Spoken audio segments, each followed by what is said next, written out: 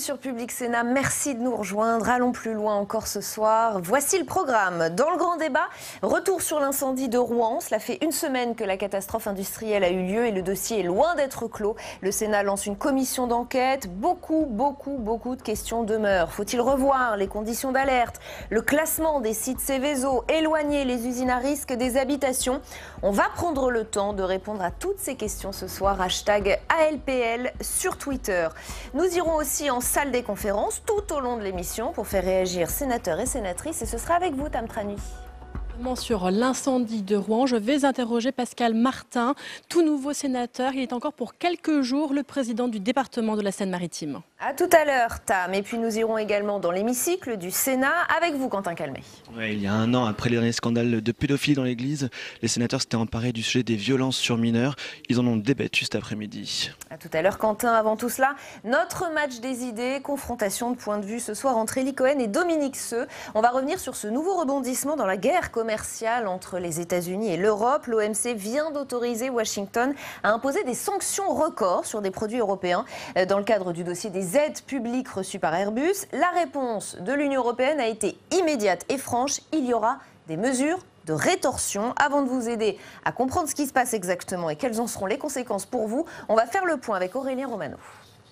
L'OMC autorise les États-Unis à taxer à hauteur de 7,5 milliards de dollars les produits européens, ceci en compensation d'aides européennes à l'avionneur Airbus. Un coup dur pour l'Europe dans le vieux conflit Airbus-Boeing, une décision saluée par Donald Trump. Nous avons eu beaucoup de victoires. Celle-ci était une victoire à 7 milliards de dollars. C'est pas mal. 25% de taxes sur les vins et les fromages français, 10% sur les avions, c'est l'épée de Damoclès qui pèse sur la France notamment. Au gouvernement, on cherche avant tout la voie de la négociation. On a toujours dit aux États-Unis depuis plusieurs mois que nous considérions qu'il valait mieux trouver des solutions amiables plutôt que de s'engager dans des conflits commerciaux. Alors quelle réponse si la solution amiable n'est pas trouvée? La réponse que nous devons avoir, c'est une réponse qui est concertée au niveau européen pour mesurer les mesures, pour regarder les mesures entre guillemets de rétorsion que nous pourrions avoir vis-à-vis. Moi aujourd'hui, je ne vais pas m'avancer sur le fait qu'on va aller taxer tel ou tel produit. La commissaire européenne au commerce, Cecilia Malmström, a annoncé que l'Union européenne n'aura d'autre choix que de taxer les produits américains si les droits de douane sont effectifs le 18 octobre comme annoncé. L'Union européenne est aussi en attente d'une décision de l'OMC concernant les aides américaines à Boeing cette fois-ci. Les sanctions pourraient ainsi s'annuler mutuellement.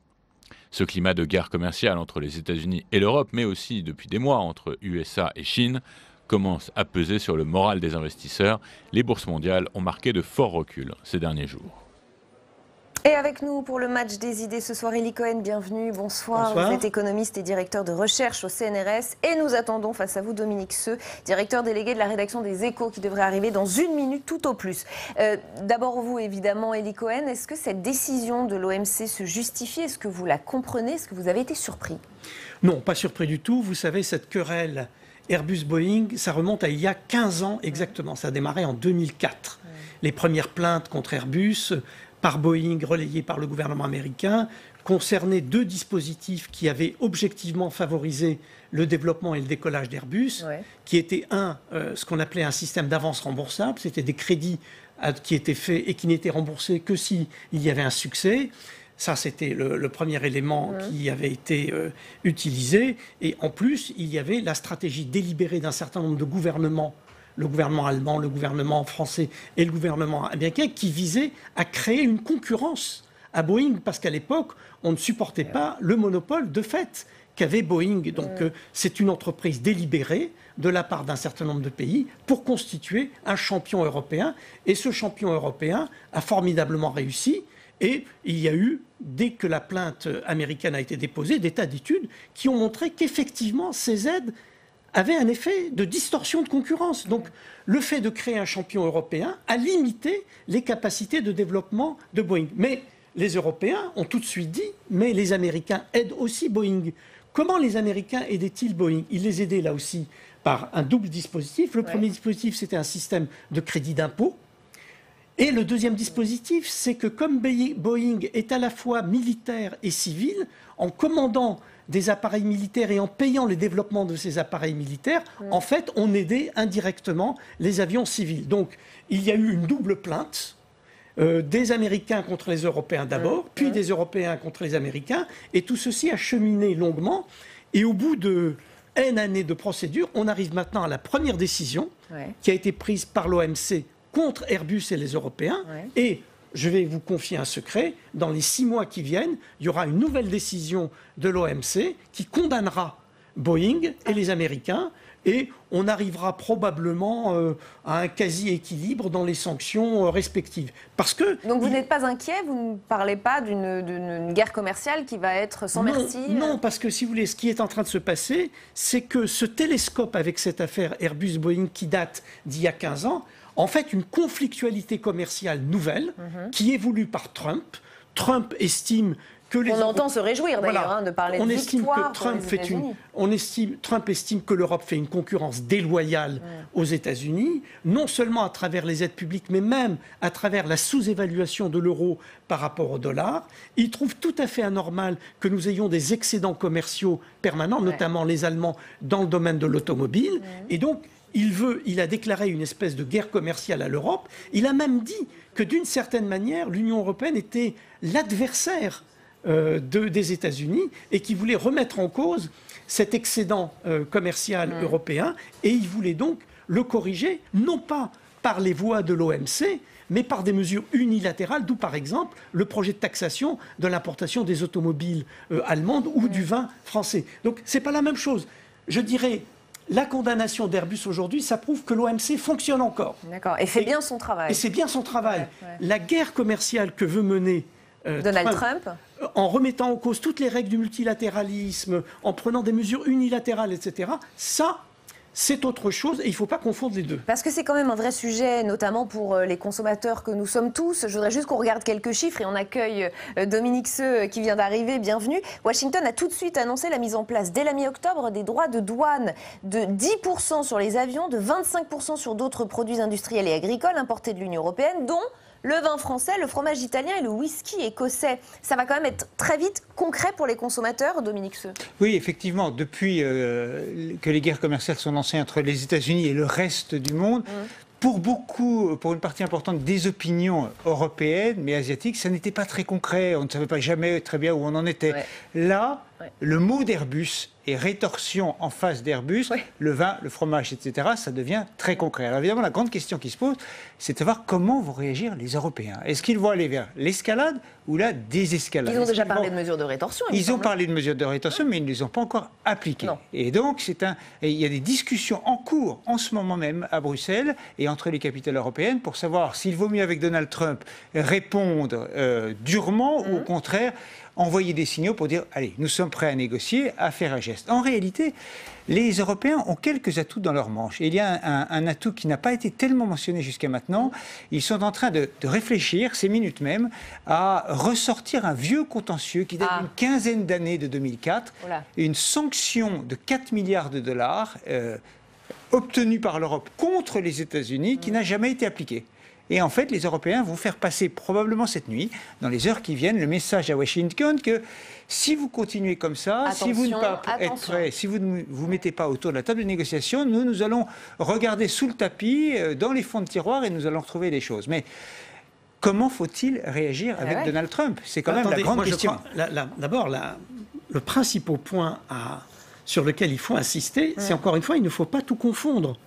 La querelle Airbus-Boeing, c'est une très vieille querelle, ça date d'il y a 15 ans, et il y a une procédure qui est en cours, et à mon avis, on n'a pas du tout intérêt, par exemple, à réagir aujourd'hui aux mesures de rétorsion américaines qui sont tout à fait légitimées par l'OMC, puisque l'OMC autorise pour 7,5 milliards de mesures de rétorsion. Ce que j'ai entendu de la part du gouvernement qui dit « on va réagir tout de suite dans le cadre européen », non.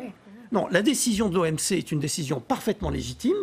Il y a un processus qui est en cours et je vous dis, c'est Boeing qui va être bientôt condamné dans les 6 ou 9 mois qui viennent et il y aura des mesures de rétorsion qu'on pourra prendre tout à fait légitimement. Ça, c'est le cadre multilatéral qui fonctionne correctement. Autre chose est le caractère un peu sauvage et prédateur de Trump qui dit « je vais m'attaquer à l'automobile allemande » ou « je vais m'attaquer au vin français ». Là, il sort complètement des cadres, il veut prendre des mesures unilatérales, il veut remettre en cause les règles de fonctionnement de l'OMC. Il y a pire encore, vous savez que Trump essaye de bloquer le fonctionnement de l'OMC actuellement, puisque au sein de l'OMC, l'organe de règlement des différends est paralysé par le fait que les États-Unis n'ont pas nommé un certain nombre de juges, donc le travail de l'OMC est ralenti. Notre intérêt à nous est de défendre le multilatéralisme. Notre intérêt est de défendre l'OMC et le bon fonctionnement de l'OMC. Donc il ne faut pas tout mélanger. Je compléterai effectivement, comme Élie le dit bien, il y a les aspects juridiques, il y a les aspects économiques, mais il y a aussi un aspect psychologique dans ces affaires-là. Donald Trump, en prévision de la prochaine campagne présidentielle, veut naturellement pouvoir dire à ses électeurs américains, notamment dans le Middle West, nous ne nous laissons pas marcher sur les pieds. Et ensuite... C'est de la com, hein, voilà, politique, il y a aussi de la message. com. Souvenez-vous, il y a un parallèle qui va vous étonner, mais je ne sais pas si vous vous souvenez qu'aux commémorations du 11 novembre 2018 à Paris, il y avait eu des passes d'armes entre Donald Trump et Emmanuel Macron. Il y avait eu des noms d'oiseaux qui avaient été envoyés. Et la grande question à l'Élysée, c'était de savoir s'il fallait réagir ou pas.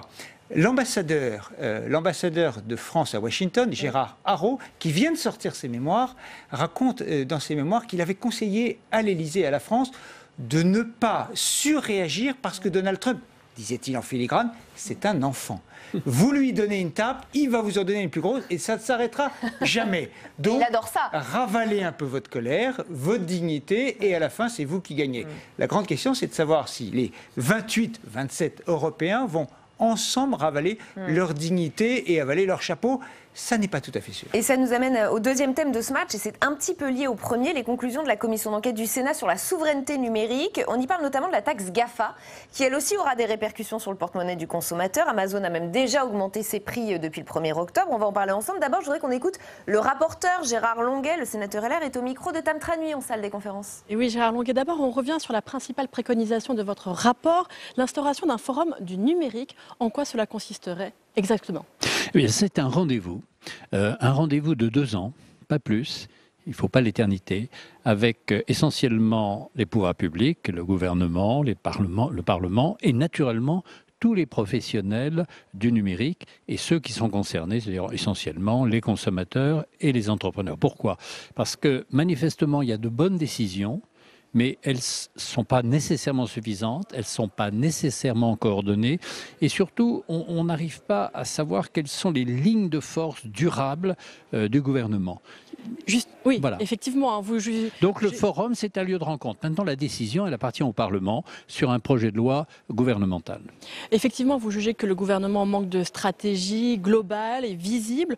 Qu'est-ce que vous pensez de sa mise en place de la taxe GAFA ? C'était là l'un des combats de Bruno Le Maire. Alors, c'est une bonne étape, c'était un signal d'alarme. Nous l'avons voté sans y croire, et d'ailleurs nous avons eu raison parce que on ouvre le combat avec les GAFAM, mais le combat n'est absolument pas terminé. Il ne faut pas croire du tout que cette taxe est un aboutissement. Ce n'est qu'une étape dans un jeu tactique qui consiste à faire en sorte que les grandes nations, celles de l'OCDE, les nations européennes en tous les cas, mais peut-être aussi en Amérique du Nord, déjà ça bouge aux États-Unis et au Canada, acceptent l'idée que ces gens doivent payer leurs impôts comme tout le monde, et sans doute à partir du chiffre d'affaires qu'ils réalisent dans un pays. Ce qui est réalisé en France doit supporter l'impôt français. Mais on voit bien que c'est déjà un combat et on a déjà eu la réponse d'Amazon qui répercute ça sur les tarifs de vente pour les commerçants qui utilisent la plateforme et à terme pour les Français. Oui, parce que si vous voulez, de toute façon, les impôts sont toujours payés par les consommateurs in fine. Mais ce qui est choquant dans l'attitude d'Amazon, c'est qu'Amazon réalise des bénéfices. Ils ne font pas... Enfin, ils réalisent des bénéfices, c'est d'ailleurs pas vrai. En réalité, ils perdent beaucoup d'argent, ils en ont perdu beaucoup et ce sont les actionnaires qui payent. Mais ce n'est pas... Ils cassent les prix d'une certaine façon et ils ne payent pas les impôts qu'ils devraient payer s'ils étaient commerçants comme d'autres commerçants. Et donc, c'est un rappel à l'ordre, mais ce n'est pas un aboutissement parce qu'il y a une question à laquelle personne n'est capable de répondre. Qu'est-ce que la valeur ? Ou plus exactement, où se situe la valeur économique quand une affaire est traitée entre la Chine, la France qui produit, la France qui peut produire, la France ou l'Angleterre qui achète, et la plateforme qui est installée en Irlande avec des actionnaires aux États-Unis. C'est absolument incompréhensible, et si nous ne tirons pas le signal d'alarme en permanence, il n'y aura pas de solution. Eh bien, merci beaucoup Gérard Longuet d'avoir répondu à mes questions sur votre rapport sur la souveraineté numérique que vous avez rendu public aujourd'hui. Merci beaucoup Tam. Dominique Seux, un combat féroce là aussi qui risque finalement de retomber sur le consommateur? Non, mais attendez, cette histoire de consommateur, il est tout à fait logique quand il y a une taxe qu'elle soit répercutée. Il y a évidemment un coût politique et médiatique, mais on devrait presque s'en réjouir. Quel est le but de l'opération? C'est bien sûr de remplir les caisses de l'État. Deuxième point, de mettre de l'équité fiscale, mais aussi d'une certaine manière de rendre Amazon moins compétitif par rapport aux petits commerces du coin de la rue, les magasins dans lesquels que les prix redeviennent un peu avec moins d'avantages pour Amazon. Donc si les prix augmentent, Gérard Longuet, les parlementaires devraient être contents de se dire finalement les gens commanderont un peu moins sur Amazon, mais iront retourner. Donc il faut savoir ce qu'on veut. On ne peut pas vouloir une chose et son contraire. Ce qui est intéressant en ce moment, c'est de voir que la bataille se place vraiment sur tous les terrains. On voit Google, on voit Amazon, donc les droits de consommation. Google, il y a un sujet qui concerne les médias de très très près, qui est celui des droits voisins. Alors je ne sais pas si on peut dire un mot maintenant ou on le dira dans quelques minutes. Allez-y, c'est pas tout à fait le sujet, mais allez-y. Sur tous les sujets, en ce moment, il y a une bataille entre les GAFA et la rémunération de ceux qui produisent de la valeur. Où est la valeur? La question a été très bien posée par Gérard Longuet. Est-ce qu'elle est dans ceux qui créent les marchandises ou qui les distribuent à un moindre coût? Est-ce que c'est dans les médias et les journalistes ou est-ce que ce sont dans ceux qui véhiculent dans les tuyaux ou le contenu? Et cette bataille est en train de se faire. On peut quand même dire, avec un petit clin d'œil, que c'est toujours en France que les idées fiscales démarrent. Nous avons une créativité fiscale absolument extraordinaire. Je ne sais pas si ça fait l'envie de toute l'Europe, mais en tout cas, nous pouvons dire que le terrain fiscal est fertile en France. Élie Cohen. Alors, plusieurs remarques. La première, pour rebondir sur ce qui vient d'être dit, l'impôt GAFA, effectivement, a été inventé par Bruno Le Maire, qui en était très fier, et on a eu des grands débats en France sur ce que ça allait rapporter, sur l'assiette, etc. Sauf que, comme ça a été dit, l'impôt GAFA a été enterré très rapidement, parce que Emmanuel Macron a déclaré que, bien entendu, à partir du moment où l'OCDE sortirait une position commune sur la taxation des GAFA, non seulement la France s'y rallierait, mais elle rembourserait, entre guillemets, ce qui aurait été perçu et qui serait le différentiel entre la nouvelle législation type OCDE et la législation française. C'était au sommet de Biarritz. En fait, au sommet de Biarritz. C'était au sommet de Biarritz. On a beaucoup parlé de l'Iran, mais il y avait aussi dans le domaine économique cette affaire-là. Non, mais alors c'est très intéressant parce que du coup, le bon peuple a découvert ce que nous, économistes, nous savons, c'est que ça fait 10 ans à peu près qu'au sein de l'OCDE, il y a un groupe qui travaille sur la fiscalité des multinationales et notamment sur toutes les pratiques d'optimisation fiscale qui permettent, pas simplement aux GAFA, mais à d'autres entreprises d'échapper à la taxation. Et ce groupe approche du terme de son travail et normalement dans les 6 mois qui viennent on devrait avoir les recommandations, je crois que c'est le groupe Saint-Amand, on devrait avoir les recommandations et donc on devrait avoir une doctrine des pays développés en matière de taxation des multinationales et notamment on devrait avoir une réponse à la question qui était posée et qui reconnaîtrait le territoire où se font les transactions comme une base d'imposition. Et donc, on combattrait comme ça les techniques d'optimisation fiscale qui ont été développées. Petite bombe à retardement pour petite bombe à retardement, mais en même temps... Non. Enfin, petite bombe à retardement, oui, mais... par rapport à ce qu'avaient réussi comme optimisation fiscale les GAFA jusqu'à présent. Bien sûr, mais on peut regarder aussi, du point de vue français, le verre à moitié plein, qui est quand même d'avoir mis un pied dans la porte et d'avoir lancé une première pierre dans la mare. Ça fait 2 images, c'est un peu... Mais elles sont claires. Elles sont relativement claires. Elles ont le mérite d'être claires. Quand même, la France a 500 millions d'euros, a quand même mis sur la table cette affaire-là. Et donc, c'est plutôt positif. Après, évidemment, on voit bien qu'il y a en permanence une bagarre et que c'est vrai qu'on constate que chaque État, chaque nation européenne est toute petite par rapport aux GAFA. Parce qu'évidemment, les consommateurs sont plutôt quand même du côté des GAFA et de Google. En tant que consommateur, on est du côté de Google. En tant que concrètement, oui. En tant que citoyen et contribuable, on est du côté de l'État français. Mais je paye des impôts 1 fois par an et j'utilise Google 100 fois par jour. Et donc, il y a forcément, dans la bataille de communication, Google n'est pas encore à terre, très loin de là. Un dernier mot, Élie Cohen, sur ce point? Oui, c'est une fois de plus la preuve qui est donnée que les initiatives nationales, c'est très sympathique, mais c'est quand même beaucoup plus important d'arriver un point commun établi dans le cadre de l'OCDE avec un nouveau code de conduite et avec l'engagement des principales parties. Parce que ce qui a fait la faiblesse de la position française, c'est que nous n'avons pas réussi à attirer les Allemands dans notre combat. Ouais. Les Allemands avaient trop peur des mesures de rétorsion, des mesures de rétorsion américaines sur l'automobile. Donc vous voyez, lorsqu'on piétine comme ça les travaux de l'OCDE en disant, comme l'a fait Bruno Le Maire, mais moi j'invente le nouvel impôt, etc. Et Eli Cohen, il les a peut-être un peu accélérés aussi, parce que la France n'était pas seule dans ce dossier-là. Il y a eu d'autres. Moi je suis les travaux de ce groupe, ils étaient vraiment au bout de leur travail. Allez, troisième et dernier point que je voudrais aborder avec vous, c'est ce coup de chaud sur les bourses mondiales. Hier, la bourse de New York a fini en baisse de 1,86%. La bourse de Londres a perdu plus de 3%. En 2 séances, hier et avant-hier, la cote parisienne a perdu 4,5%. Plusieurs raisons à cela. La publication d'indicateurs américains négatifs, mais aussi, en tout cas pour ce qui concerne l'Europe, ce coup de pression de Boris Johnson hier à Manchester. Écoutez. Ce que les gens veulent, ce que les pro-Brexit veulent, ce que les anti-Brexit veulent, ce que le monde entier veut, c'est qu'on en finisse calmement avec le sujet du Brexit et qu'on avance. Nous sortirons de l'Union européenne le 31 octobre, quoi qu'il arrive. Alors, Eli Cohen, expliquez-nous, que se passe-t-il sur les marchés financiers? Est-ce qu'on peut parler d'un vent de panique pour tous les indicateurs dont j'ai parlé? Non. Écoutez, franchement, non. Je dirais quand une bourse perd 2 points ou 3 points ou 4 points après être montée, comme aux États-Unis, de je ne sais combien, et même en France d'une quinzaine de points, on ne peut pas dire que c'est le crack qui est à nos portes, etc. Non, par contre, il y a 2 ou 3 éléments qu'il faut avoir présents à l'esprit. Oui. Le premier, c'est qu'on a un ralentissement de l'économie mondiale. Maintenant, avec les révisions périodiques qui sont faites, le monde croît de moins en moins vite. Et je dirais les derniers domaines dans lesquels on pouvait dire, mais malgré tout, il y a une surchauffe, une activité économique débordante, notamment avec les consommateurs, comme aux États-Unis, même là-bas, c'est en train de se ralentir. Et ça, c'est le premier élément. Donc, quand vous avez un ralentissement général, eh bien, vous vous dites peut-être qu'on est en train d'arriver à la fin du cycle, un très long cycle de croissance après la grave crise de 2007-2008. C'est le premier point. Le deuxième point qui se rajoute à ça, c'est qu'il y a un vrai problème de crise de l'industrie manufacturière. Moi, je suis très frappé de constater le ralentissement partout de l'industrie, avec, en Europe en particulier et en Allemagne en particulier, un très très net ralentissement. Et si vous combinez ça avec le recul du commerce international, et notamment le recul du commerce international des produits industriels, vous vous dites, il se passe quelque chose. Puis troisième point, il y a quand même un ralentissement chinois très très net. Alors jusqu'à présent, on disait, mais c'est la faute à Brexit, c'est la faute à Trumpisme, vous ne parlez pas du Brexit, etc., Trump, etc. Non, ce qu'on constate malheureusement en Chine actuellement, c'est un ralentissement plus fondamental, c'est-à-dire on assiste en Chine à une espèce de bascule d'une économie qui était totalement extravertie, tournée vers l'export, la manufacture du monde, etc., vers une économie qui essaye de développer la consommation intérieure, les services, etc. Et ça ne se passe pas si bien que ça. Et ça se traduit par un très net ralentissement de l'activité économique en Chine.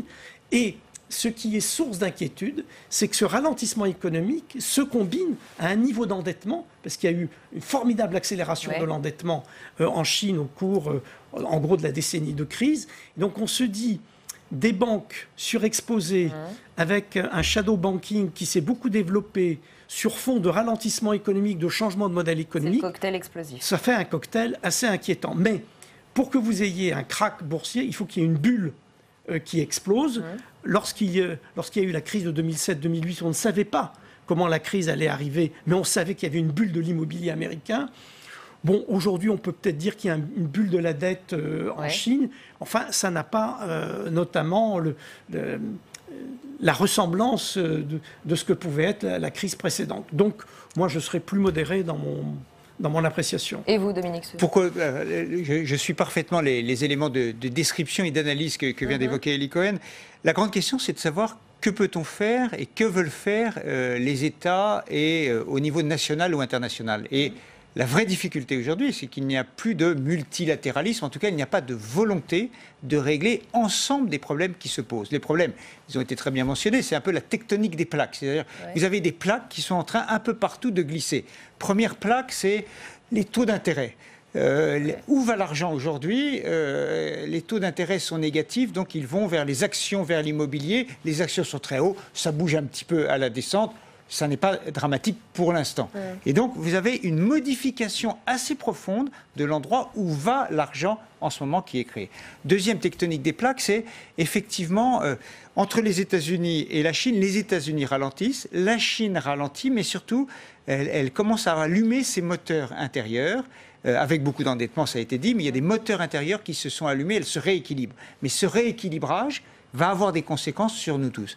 La réponse, l'absence de réponse collective aux défis, on l'a bien vu au dernier G7 à Biarritz. Il y a eu, on a parlé de l'Iran, on évoquait les GAFA, la taxation, mais sur la politique économique et la situation économique, il n'y a même pas eu de communiqué commun. C'est probablement sage, parce que les communiqués, en fait, personne ne les lit et on consacre beaucoup plus de temps à les écrire que quelqu'un à les lire. Mais il y a cette absence d'envie de régler les problèmes ensemble. Il y a cette absence de savoir ce qu'il faudrait faire. On a bien vu la semaine dernière, il y a 10 jours maintenant, qu'il y avait des dissensions au sein de la Banque Centrale Européenne.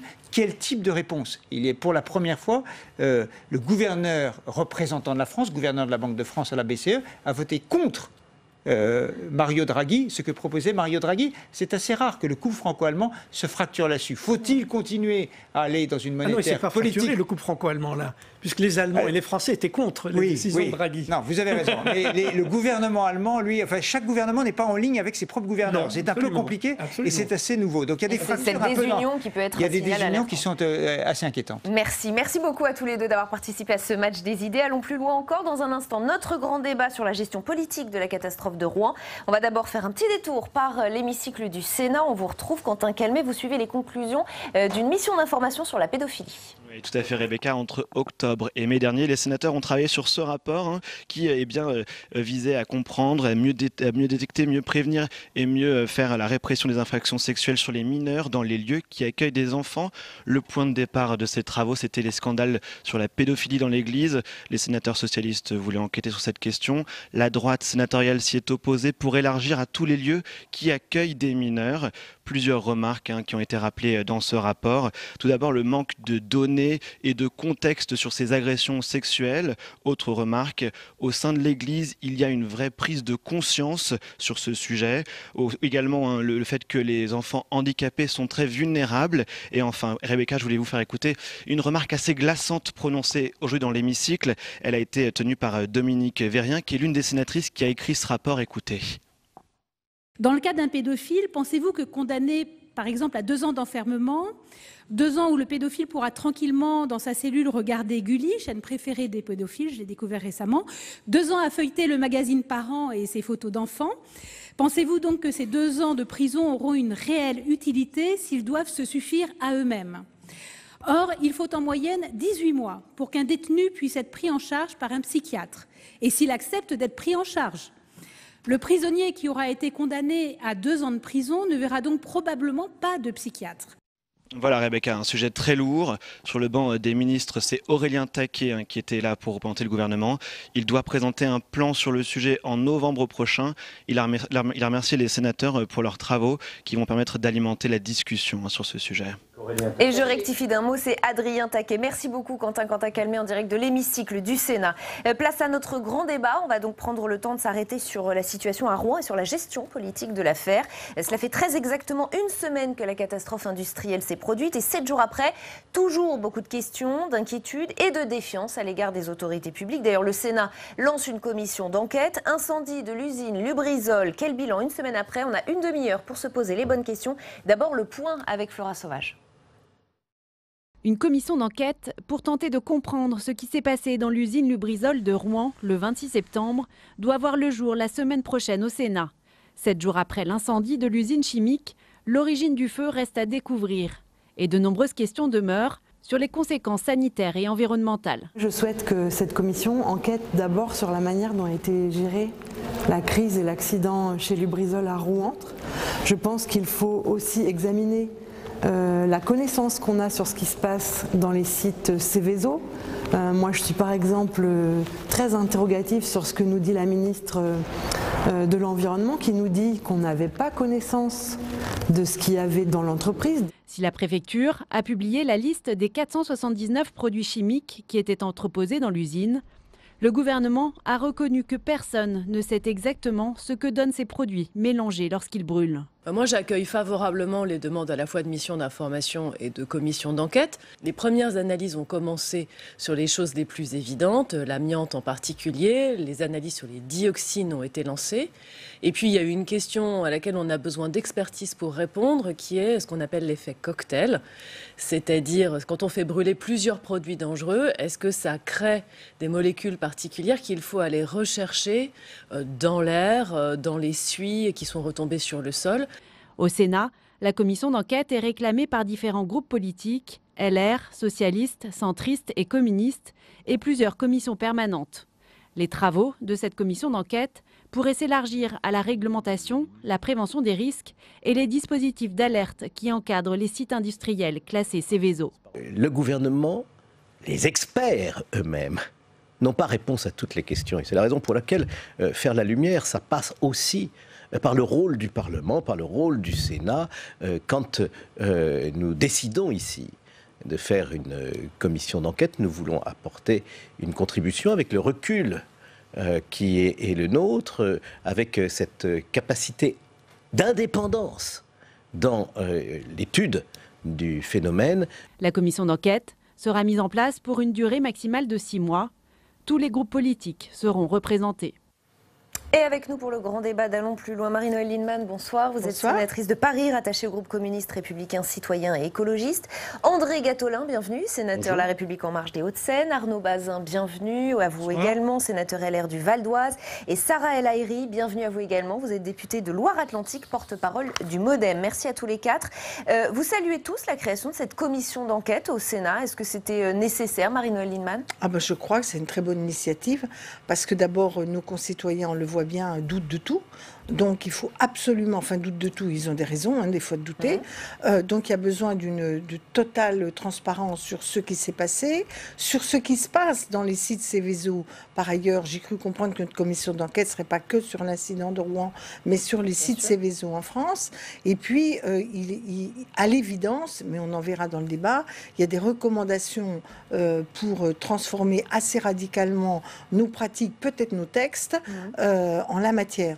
Donc je crois que le Sénat fera œuvre utile au regard de la démocratie, de la transparence et je l'espère de l'avenir. Et Sarah El Haïry, du côté de l'Assemblée nationale, c'est une mission d'information qui est lancée. Pour les téléspectateurs qui sûrement ne le savent pas, quelle est la différence? Alors nous, on a fait le choix d'une mission d'information. Ça a été un choix unanime de l'ensemble des groupes politiques et c'est un point qui était important. On se saisit aussi parce qu'on a vécu la même, la même douleur et la nécessité aujourd'hui de comprendre, de peut-être poser en prenant aussi du recul et finalement d'apporter de la transparence, de la vérité. Mais une mission d'information est moins contraignante, c'est-à-dire que si vous auditionnez des gens, ils ne sont pas obligés de venir, c'est ça? Exactement, sauf que la réalité aujourd'hui, dans le contexte, tout le monde a envie de comprendre. On n'a pas eu le sentiment d'avoir la nécessité de devoir obliger. Et en plus, la mission d'information, c'est aussi ce qui a guidé nos choix, peut durer plus longtemps. Et donc cette liberté dans le temps nous a permis plutôt compter dans la balance. C'est un choix qu'a fait ma chambre pour apporter, puisque aujourd'hui tout le monde a besoin de savoir qu'est-ce qui va se passer demain, quelles sont les conséquences, qu'est-ce qu'on pourrait faire pour mieux protéger, quelles sont les responsabilités aussi. Il est nécessaire aujourd'hui de savoir. Et le choix de la mission d'information est pour nous le bon outil, la bonne organisation, puisque tous les groupes politiques, évidemment, ils seront également représentés. Et il était peut-être temps, Arnaud Bazin, j'ai lu qu'il n'y avait pas eu d'enquête parlementaire sur les risques industriels depuis la catastrophe d'AZF à Toulouse en 2001. Pourquoi faut-il attendre? Moi, je me mets à la place des téléspectateurs et des Rouennais qui ont vécu ce drame. Pourquoi faut-il attendre une catastrophe pour que des missions d'information ou des commissions d'enquête se mettent en place? Vaste question. D'abord, la responsabilité première de la surveillance de ces établissements est la responsabilité administrative du gouvernement. À partir du moment où nous n'avons pas de symptômes de dysfonctionnement qui nous alertent, nous n'avons pas lieu, je pense, d'investiguer particulièrement. Chacun dans ses compétences. Nous sommes législateurs, le gouvernement en charge des missions différentes.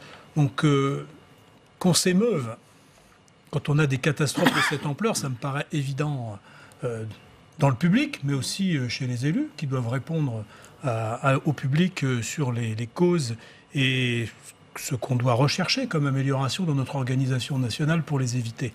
Mais je pense qu'il est naturel qu'après un tel événement, que ce soit une mission d'information ou une commission d'enquête, peu importe.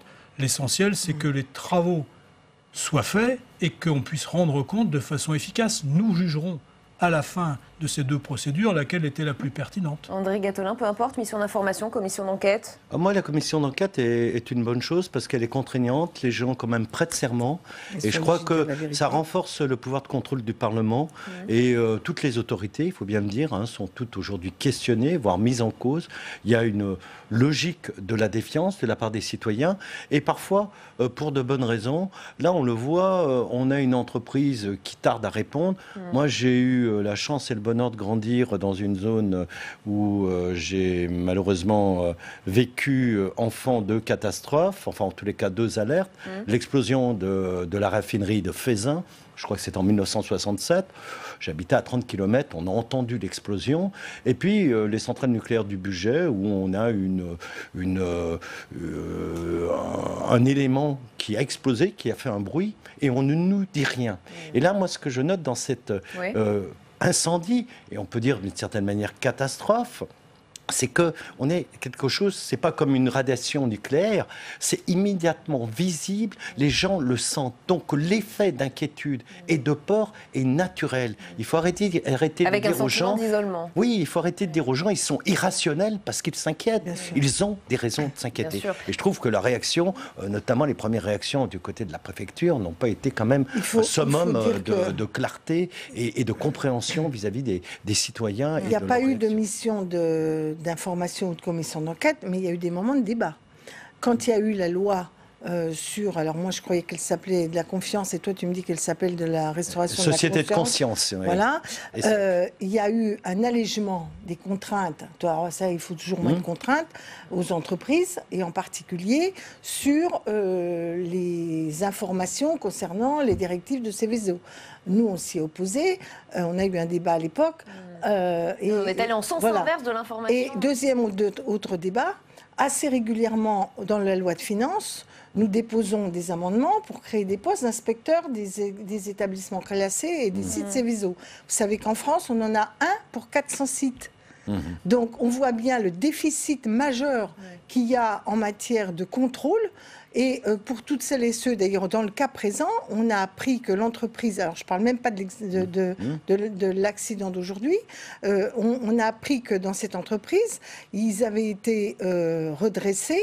On n'a jamais eu la certitude qu'ils avaient fait tout ce qui avait été demandé et que par ailleurs les amendes qui étaient données étaient dérisoires. Il y a eu un incident en 2013 où la pollution s'est ressentie jusqu'à Londres. Malgré tout, il y a eu des moments de débat où on n'a pas voulu voir quand même. Alors, commission d'enquête ou pas, les habitants, vous l'avez dit, restent inquiets. C'est aussi ce qu'a ressenti l'un de vos collègues, Pascal Martin, le sénateur centriste de Seine-Maritime, est au micro de Tam Tranu en salle des conférences. Je voudrais qu'on l'écoute. Oui, je suis donc avec Pascal Martin, tout nouveau sénateur, encore président du département de Seine-Maritime pendant quelques jours. Alors 7 jours après l'incendie de Lubrizol, quelle est la situation sur place ? Alors la situation sur place, effectivement, après 7 jours, est une situation où, après l'extinction de l'incendie, les sapeurs-pompiers restent présents. Parce qu'il y a, encore une fois, à être présent pour éviter des reprises éventuelles d'incendie. Donc aujourd'hui, nous sommes dans une situation où les services de l'État qui ont en charge la communication, chaque jour, font état de l'évolution de ce dossier.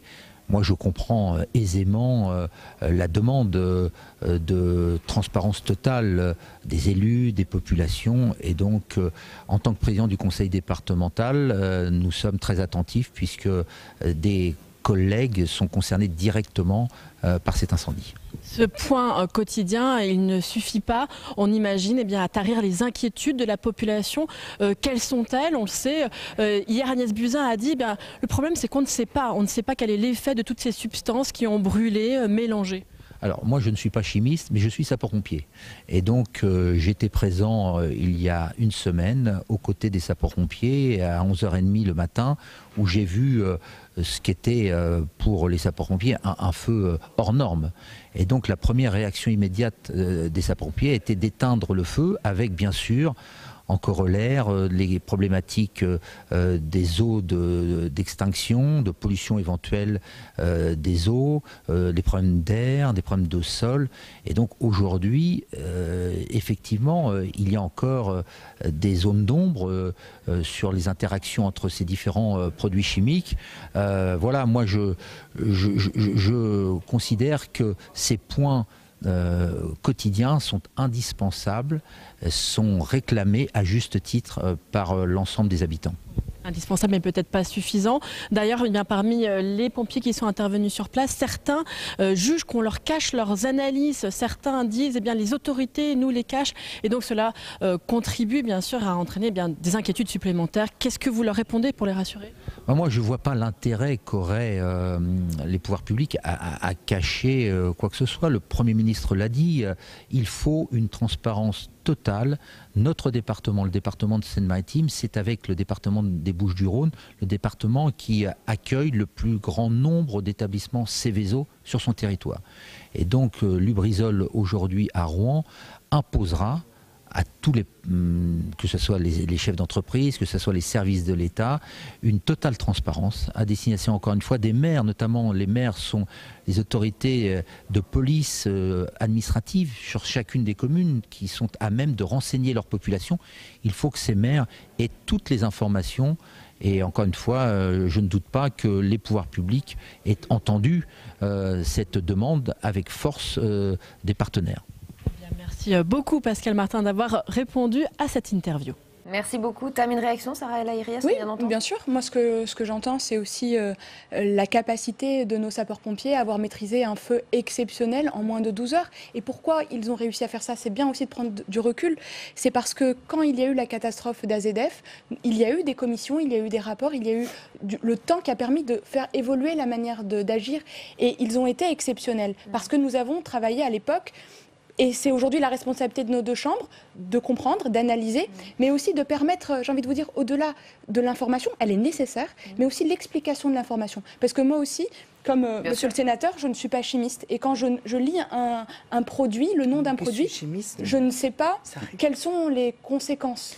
Et les conséquences quand ça brûle ensemble. Et c'est aujourd'hui peut-être ce besoin, et je l'entends, je le comprends, on a besoin de savoir quand ces produits brûlent ensemble, qu'est-ce qu'il se passe? Quelles sont les conséquences aujourd'hui? Est-ce qu'il y aura des conséquences demain? Eux-mêmes ne le savent probablement pas. C'est-à-dire qu'ils sont incapables de savoir si dans 10 ans ça provoquera des cancers. Pour le moment, aujourd'hui, il n'y a aucune information permettant de confirmer ou d'infirmer. Et c'est pour ça qu'il est hyper important et que ce sera nécessaire de suivre au quotidien avec le sanitaire, la santé des gens. Et demain, en continuant à suivre la population qui a été exposée. Pourquoi? Parce que nous avons besoin et de prémunir et de pouvoir répondre si ça venait à évoluer. Mais aussi de savoir quels sont... Je veux dire, quand ça brûle, qu'est-ce qui se passe? On voit cette fumée, elle est extrêmement désagréable, elle provoque des réactions physiques. Et bien, dès le moment que ça provoque quelque chose chez moi, j'ai besoin de savoir est-ce que c'est temporaire, est-ce que ça aura des conséquences?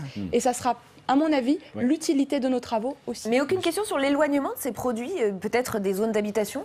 C'est la vraie question, parce que quand on fait des études d'impact, à un moment donné, sur un établissement, on est en temps T, et à T+1, on se rend compte qu'il y a une urbanisation qui s'est produite. Et là aussi, je ne vais pas dire que la responsabilité est celle des élus locaux, mais la responsabilité est ceux qui sont chargés de veiller au risque de continuer à autoriser le développement à un endroit où la population s'est accrue. Mais pour poursuivre ce que tu disais à l'instant, moi je trouve, oui, effectivement, les commissions d'enquête, les travaux sont faits et permettent une meilleure intervention. On l'a vu sur les questions de canicule. La grande canicule a entraîné un certain nombre de choses. Sauf que ce qu'on ne sait toujours pas faire dans ce pays, c'est communiquer. Et l'autorité, quand le préfet, dans ces cas-là, est à la fois jugé parti. Donc les gens, même s'il dit la vérité, même s'il est juste et s'il tente d'apaiser les choses, n'est pas Vous parlez crédible. du préfet, mais on parlera aussi de la communication du gouvernement. Arnaud Bazin, je vous laisse réagir et ensuite on y va. Oui, enfin, pour bien expliquer les choses à nos auditeurs, on est là typiquement dans le cadre d'un héritage historique. Aujourd'hui, on ne ferait pas les choses comme ça. Pour être très clair, on n'autoriserait pas une entreprise à stocker de telles quantités de produits potentiellement dangereux dans un continuum urbain tel que celui de Rouen, qui est quand même particulièrement dense. Mais il s'est fait au cours du temps un certain nombre de choses. Il y a 50 ans, on n'avait pas les mêmes préoccupations qu'aujourd'hui. Il faut quand même le rappeler régulièrement. Et on se trouve dans des affaires hérité de décisions qui remontent à loin. Par contre, ce que l'on fait, ce que doivent faire les pouvoirs publics, c'est prendre en compte ce risque en permanence, donc interdire toute nouvelle urbanisation. Normalement, il y a des plans spéciaux pour ça. Normalement, c'est fait. Et puis d'autre part, les pompiers ont un travail permanent avec ce genre de site, justement pour avoir des plans d'intervention adaptés à tout incident. Voilà ce qu'on peut faire, parce qu'on ne peut pas d'un claquement de doigts déplacer toute cette pas d'un claquement de doigts, mais peut-être lancer le travail pour que ça arrive un jour. En même temps, vous savez, il aurait pu être à 5 km ou à 10 km en pleine campagne, il y aurait eu aussi peut-être des effets. Été les champs qui auraient Donc été je pense personnellement qu'il faut réfléchir très sérieusement à la manière de relocaliser les activités productives dans ce pays. Mais néanmoins, moi je veux dire plusieurs choses. Premièrement, il n'est pas acceptable qu'on ait attendu 5 heures ou 4 heures, enfin mes collègues me disent 5 heures, mais plusieurs heures avant d'engager le confinement, quand on voit un enfant, alors que c'est normalement la première règle à donner, quand on voit l'ampleur de posées par la commission pourquoi d'enquête, attendre Deuxièmement, manifestement, les pompiers et l'État n'avaient pas une analyse assez détaillée de ce qu'il y avait sur le site qui brûle, parce qu'il ne suffit pas de dire le site. Mais Elisabeth Borne a dit qu'elle avait fait pression sur l'entreprise pour avoir les informations. Donc là, normalement, dans la directive Seveso, on doit transmettre, non seulement dire où on met les trucs, mais où ils se répartissent. Et deuxièmement, et c'est là qu'à mon avis, on pêche beaucoup, quand je vous parlais du nombre de contrôleurs d'installations classées, on augmente les doses. On ne respecte pas les doses qui sont mises sur les territoires. Déjà, il y a une erreur et ça peut provoquer des effets en chaîne, des accidents. Deuxièmement, on n'a plus voulu que ce soit des services publics qui travaillent sur la toxicologie, qu'il y ait des chercheurs indépendants qui n'arrivent pas qu'à posteriori, mais qui, quand il y a les enquêtes qui sont faites pour donner l'agrément directif de Seveso, on ait fait pas simplement la liste des produits, mais une analyse des risques, et pas simplement le plan de comment on gère les pompiers, mais quels sont les risques qui vont être déclenchés. Et c'est vrai que c'est coûteux, c'est vrai que c'est indispensable, mais si on ne fait pas ça, et je termine sur la recherche française. Quand j'étais au Parlement européen, puisque je trouve que j'ai beaucoup négocié ces directives, et notamment la directive REACH sur les produits chimiques, on avait en France les meilleurs toxicologues. Sauf qu'ils avaient 70 ans. 65, 70 ans. À l'époque, ça fait déjà il y a 10 ans. Et on a pu recruter et créer des postes de toxicologie. C'est un savoir-faire, une compétence qui fait qu'aujourd'hui, quand vous avez une liste, eh ben, il y a très peu de gens, même dans les ONG, qui sont capables de vous dire. Je voudrais qu'on aborde un autre point avec vous, c'est la question de la gestion politique de cette affaire. On a quand même eu 5 ministres sur place, dont le Premier ministre. On n'a pas toujours eu le même discours à chaque fois. Le gouvernement a eu un peu de mal à parler d'une seule et même voix. Vous me direz d'ailleurs ce que vous en avez pensé dans un instant. Mais une autre question se pose, c'est celle d'Emmanuel Macron. Doit-il à son tour se déplacer? Doit-il aller à Rouen? Ou doit-il au moins s'exprimer? Gérard Larcher et Bruno Retailleau ont leur avis sur la question. Écoutez. Je pense qu'à un moment où il faudra que le président, qui a un peu une tendance à l'hyper-présidentialisation, se préoccupe de la question, bien sûr, des conséquences de cette catastrophe. Il est partout, sauf à Rouen. Oui. Il est à Rodez, sauf à Rouen. Mais où les choses se passent? Où est la crise aujourd'hui en France? André Gattolin. Ouais. Non, je trouve cette polémique ridicule. Je vais vous dire pourquoi. Parce que si la communication à l'égard du public, c'était le nombre de ministres qui se déplacent, avec 5 ministres qui sont allés de premier rang, ça serait réglé. Ça se passe un problème beaucoup plus bas, ou en tous les cas beaucoup plus responsable sur le terrain. Moi, ce qui m'inquiète, c'est la manière dont les autorités, y compris les ministères, n'ont pas les informations, ne sont pas concernés, dont on ne sait pas mobiliser les choses, etc. C'est ça. Dire le président de la République doit se déplacer là. Il n'y a pas eu de mort non plus. Il y a des fonctions, il y a un agenda. Je trouve que on répond toujours par de la com télé, là où il doit y avoir un vrai travail de fond. Ce que disait alors, vous regrettez que 5 ministres aient fait le déplacement? Je trouve que c'est presque trop. Je pense qu'il y a peut-être plus à faire dans la manière dont on communique aux gens que le fait de dire tel ou tel ministre va sur place pour montrer que c'est important. C'est eux qui ont pris l'initiative d'y aller, hein, donc évidemment que les médias relaient l'information. C'est pas moi qui conseille les ministres et ils ont chacun, d'ailleurs, je ne suis pas sûr qu'ils soient toujours très coordonnés sur ces choses-là. Je crois qu'à un moment, il serait plus important que les autorités locales qui sont en décision, quand j'entends qu'une délégation s'est rendue à la préfecture, n'a pas été reçue dans les premiers jours, ça m'inquiète. Parce que la question de l'autorité, ça ne se décrète pas. C'est pas parce qu'on est ministre qu'on a de l'autorité. L'autorité, les gens vous la reconnaissent parce que vous savez vous adresser aux gens et vous savez aussi répondre à leurs demandes. Sarah El Haïry. Moi, ce que j'ai vu, c'est effectivement un saisissement général aujourd'hui du gouvernement. Tout le monde... une surmobilisation. Non, une mobilisation à la hauteur de la catastrophe. C'est une catastrophe. C'est une vraie catastrophe. Mais du coup, on en est à se poser la question de savoir si Emmanuel Macron doit y aller ou pas. Non, mais aujourd'hui, là, pour le coup, c'est vraiment vouloir créer une polémique autour du président de la République, oui ou non. Le sujet, il n'est pas là. La réalité, c'est quoi? Comment on protège aujourd'hui les Français? Qui a la responsabilité? C'est quoi l'urgence? L'urgence, c'était d'arrêter le feu. La deuxième urgence, c'était le principe de précaution. Interdire la vente des produits agricoles et alimentaires. De donner les règles. De dire, attention, si vous trouvez un bout de toit dans votre jardin, il faut appeler la préfecture. La mise en place d'un numéro vert. Parce qu'il y a énormément de fausses informations qui ont circulé sur les réseaux sociaux. De dire, il y a une page sur le site du gouvernement qui apporte quelques informations claires. Et malgré ça, parce que quand vous regardez la période de cette agitation, entre ce qu'on vit physiquement, parce que ça sent mauvais, parce qu'on tousse, parce qu'on ne sait pas ce qui se passe, plus le doute, eh bien vous êtes inquiet. Et donc vous lisez. Et quand vous trouvez sur le site internet un faux communiqué de la préfecture, vous trouvez des informations, le robinet avec l'eau qui coule toute noire, ou des oiseaux qui ne sont même pas sur notre pays, eh bien oui, ça inquiète encore plus. Et c'est pour ça que le principe de précaution devait être appliqué immédiatement, de nettoyer, de dire voilà les procédures. Et évidemment, il faudra tenir et trouver les responsabilités de chacun. Vous parliez des produits. Aujourd'hui, le gouvernement savait exactement quel produit il y avait sur le site. Non, ils ont mis du temps à savoir. Ils ont demandé. C'est quoi le décret? On peut dire les choses. Dans le décret, il y a quoi? Il y a des autorisations sur quel produit le site a le droit d'avoir, avec des maximums. Ce qu'ils ne savaient pas, c'est quelle quantité était dans le bâtiment qui a brûlé, quelle quantité et quel produit. Et ça, il y a uniquement l'entreprise, l'usine qui le savait. Et au moment où tout brûle, là, ça a pris du temps. Et au moment où tout brûle, le gouvernement a poussé, bien sûr, et c'est notre job de trouver les responsabilités et de les lever et de les identifier. Eh ben, personne ne contrôle rien. Eh bien, il se trouve que nos deux chambres se sont saisies, et c'est en ça qu'on dit les responsabilités doivent être levées. Oui, il faut savoir pourquoi ils ont pris autant de temps pour le dire. Et où est-ce qu'ils sont aujourd'hui? Pourquoi ils ne communiquent pas non plus? Si vous permettez qu'on en revienne à la question que vous posiez. Merci.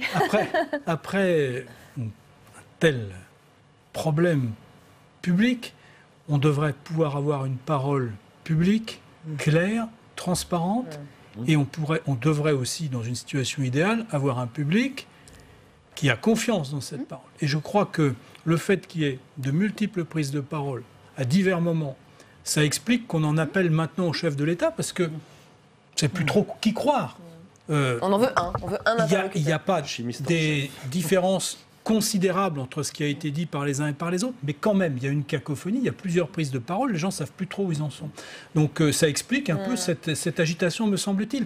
Et notre sujet, entre autres, d'élus, c'est quand même de travailler à la restauration de cette confiance entre les pouvoirs publics, quels qu'ils soient, petit niveau, très haut niveau, et le public. Parce que sinon, on va avoir de très très gros problèmes. Surtout qu'on vit à l'heure, ça a été dit, des fake news, de la diffusion de n'importe quoi par les réseaux sociaux. Donc, le premier sujet que je tirerais de là, au-delà des considérations techniques, l'organisation, etc., c'est comment est-ce qu'on restaure ce lien de confiance. C'est le sujet des dernières minutes de ce débat, parce que ce qui nous a aussi frappé effectivement cette semaine, c'est le manque de confiance des citoyens dans la parole publique.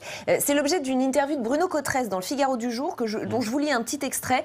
Les autorités ont beau communiquer, cela ne désarmera pas la défiance d'une partie de l'opinion. On comparera l'accident de Rouen au nuage radioactif de Tchernobyl ou au scandale du sang contaminé. Et puis cette semaine, on a vu aussi à quel point l'opinion voulait toutes les informations et tout de suite. Est-ce seulement possible? Écoutez le Premier ministre à ce sujet lors des questions au gouvernement au Sénat hier.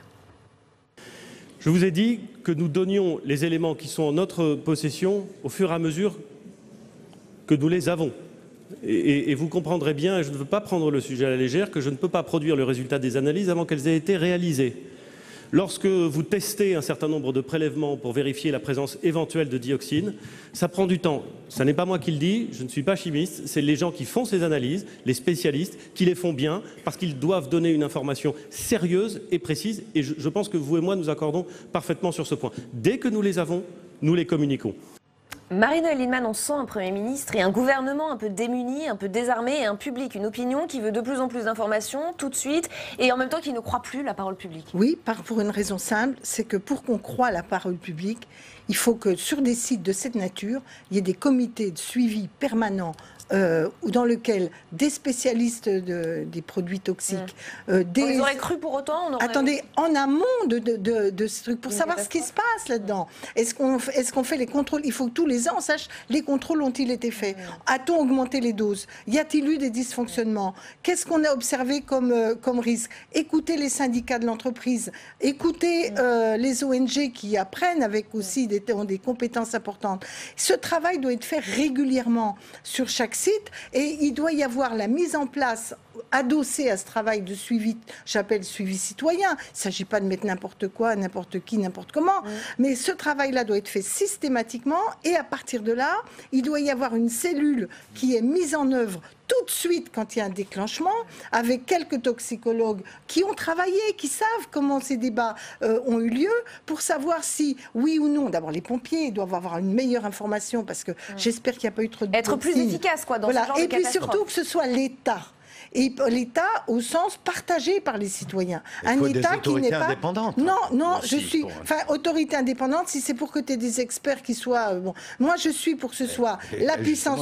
Non, je pense que par ailleurs, il faut qu'il y ait dans ces comités-là la possibilité de faire appel à des contre-expertises de celle de la puissance publique. Mais là, ce n'est pas des autorités indépendantes, c'est des comités de suivi dans lesquels il y a une part des citoyens qui sont là et que l'État retrouve sa crédibilité. Parce que sinon, c'est le gouvernement. Et donc, il est toujours suspect de jouer des coups politiques. Non, je crois que dans ce cas-là, et dans notamment les installations dites Seveso, qui couvrent une variété assez importante d'établissements, on devrait avoir une vraie méthodologie. Exactement. Et pas dire on commence tout de suite à regarder 2 critères sur la qualité de l'air. On devrait avoir des critères de périmètre, de puissance des vents, de la présence de l'eau, etc.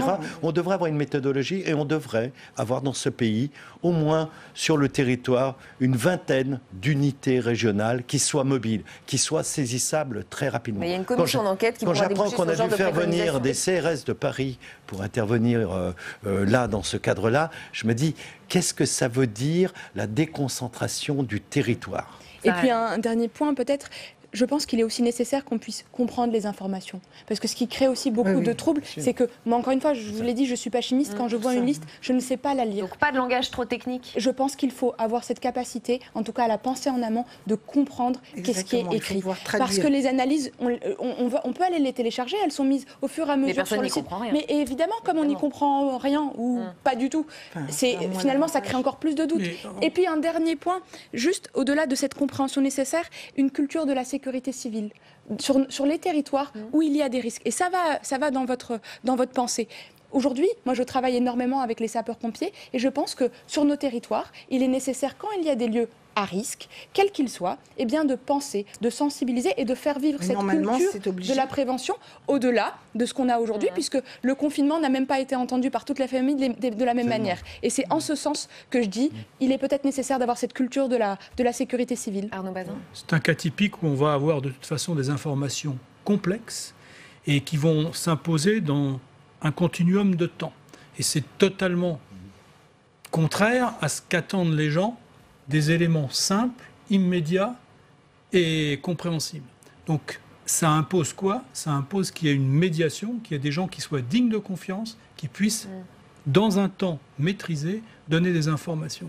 Et ça revient au sujet qui nous a rassemblés aujourd'hui, c'est la confiance entre les pouvoirs publics et les citoyens. Parce que l'information, la transparence à outrance en cette matière-là toxicologique qui est extrêmement complexe, ça ne donnera rien à 99,9% des citoyens. Là, on le voit et puis, cette fois, vous savez bien que c'est des entreprises privées qui font les études pour les entreprises. Et donc, ce n'est pas un service public. Et donc, à partir de ce moment-là, il y a toujours une suspicion, vraie ou fausse, mais parfois vraie, de minimiser des risques, de cacher des choses, de prendre le sujet du bon côté, on appelle ça le syndrome de Tchernobyl aussi. Et donc là, franchement, c'est pourquoi moi, il faut retrouver un esprit de service public, j'appelle d'État, mais au sens pas de la bureaucratie, bureaucratie administrative qui Oui. cache tout. Hein. Dans le cas de Tchernobyl, sens... c'était aussi voilà, l'État non, qui faisait là, les mesures et qui là, je donnait parle des de mesures l'État républicain inexactes. avec les citoyens. Voilà. Hein, et ça, Merci. ça me paraît fondamental. Merci beaucoup à tous les 4 d'avoir participé à ce grand débat. Fin de cette émission, on se retrouve lundi, exceptionnellement à 22h seulement. En attendant, vous retrouvez demain matin Oriane Mancini dans Bonjour chez vous, 7h30, l'invité politique Aurore Berger, porte-parole de La République En Marche. Très bonne soirée sur Public Sénat.